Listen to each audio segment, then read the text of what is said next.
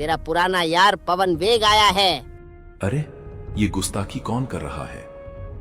पवन वेग, तू इस मामूली जानवर की खाल में तहां अपनी बादशाहत छोड़ के इन इंसानों की गुलामी में फंस गया मित्र। अरे दोस्त, गुलामी नहीं, बस मदनवा के चक्कर में फंस गए हैं। वो साला दिल का साफ है पर दिमाग से पैदल। अब मुद्दा ये है कि कल सुबह राजा के शिकारी कुत्ते हमारी बोटी बोटी नोचेंगे अगर हमने उस सपनों की रानी का कच्चा चिट्ठा नहीं खोला। बता भाई, क्या माजरा है? राजा के सपने में कौन सी आफत नाच रही है? पवन वेग, मामला टेढ़ा है। राजा जिसे रानी समझ के पाने की जिद कर रहा है वो असल में हाड़ मांस की औरत नहीं, वो एक पत्थर की मूरत है। रूपवन जंगल की गहराइयों में वो मूरत आज भी श्राप की जंजीरों में जकड़ी है।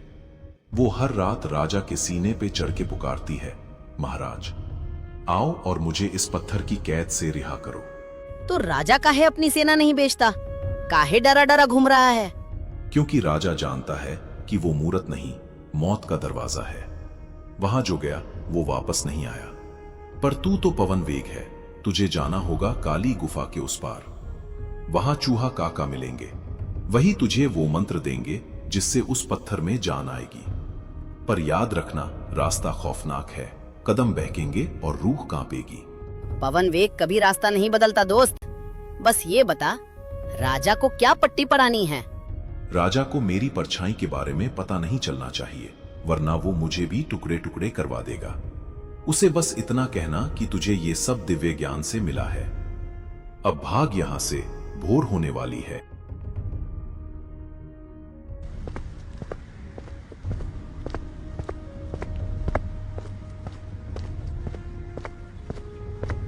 उठ बेओ सोनपुर के जालसाज, सुबह हो गई है, सूरज निकल आया है और तेरी मौत का काउंटडाउन भी शुरू हो गया है। अरे अरे मंत्री चाचा, काहे सुबह सुबह बीपी बढ़ा रहे हो? रानी बस रास्ते में ही होगी, जीपीएस खराब हो गया होगा उसका। अबे वो चूतिया किसको बना रहा है? हमने पूरा महल छान मारा, तेरा वो 4 पैर वाला साथी वो पप्पू घोड़ा कहां मर गया?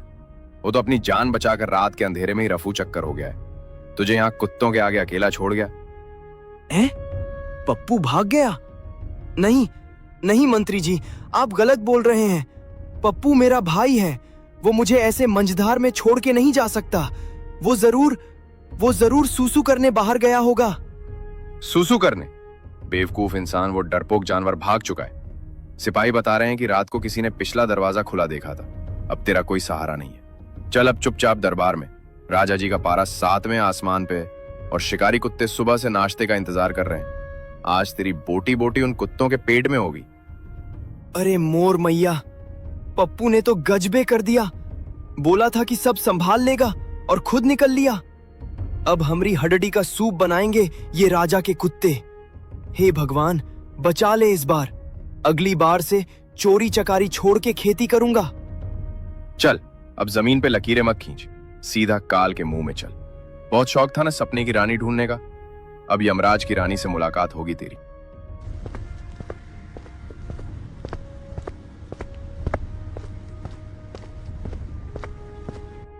ओ सोनपुर के जालसाज, सूरज चढ़ाया है, कहां है मेरी सपनों की रानी?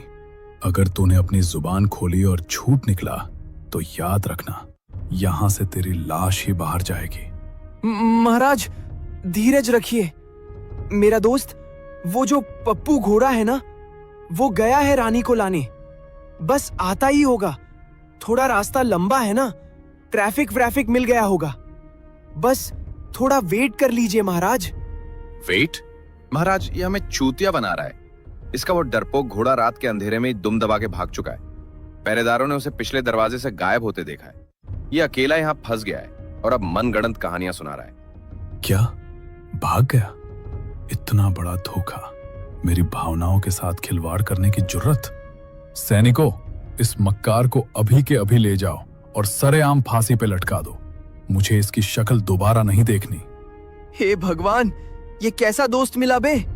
फंसा के खुद रफू चक्कर हो गया।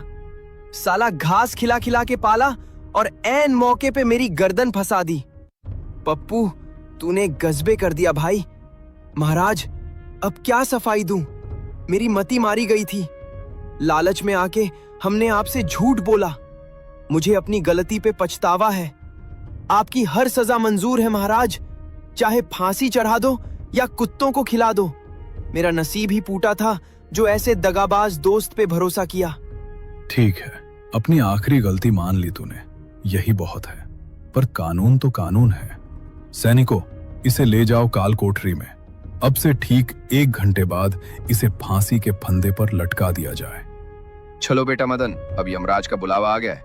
चलिए, फांसी का फंदा आपका इंतजार कर रहा है।